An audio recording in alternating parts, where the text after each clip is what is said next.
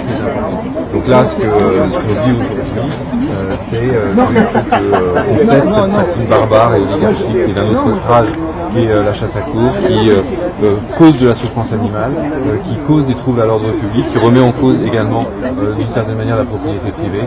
Il faut vraiment que cela cesse. L'immense majorité des Français condamnent cette pratique barbare. C'est juste la puissance des lobbies, et notamment M. Thierry Coste qui a eu la peau de Nicolas Hulot, qui justifie que le pouvoir n'interdit pas ces pratiques. La proposition de loi est déposée, elle est sur la table, elle est sur le bureau du président de l'Assemblée. Il y a des députés de nombreux groupes qui l'ont signé, y compris des Républicains, y compris des Modem. Donc vraiment, donc voilà, c'est quelque chose qui est transpartisan, qui dépasse les clivages. Là, on parle de souffrance animale, on parle de troubles à l'ordre public et d'une pratique, mais qui est d'un autre âge, qui est d'un autre temps, qui n'a plus sa place au XXIe siècle.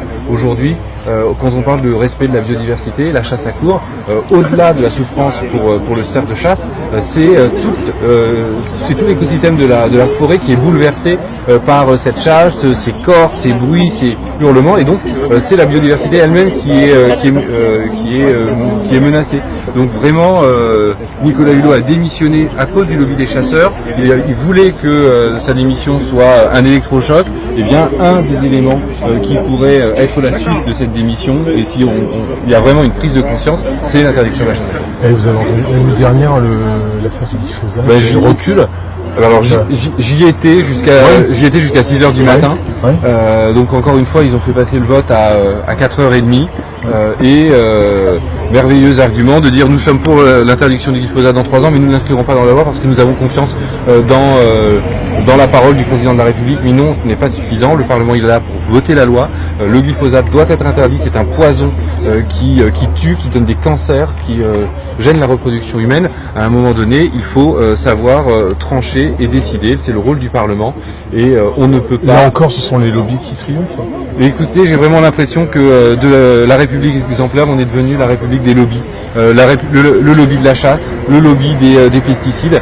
Quand est-ce que cela va s'arrêter? Aujourd'hui, il y a une urgence écologique, il y a une catastrophe climatique qui est en cours. Si on n'agit pas maintenant, il sera trop tard.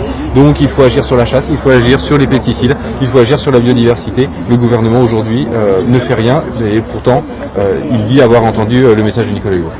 Merci. Merci à vous. Bonjour. Bonjour.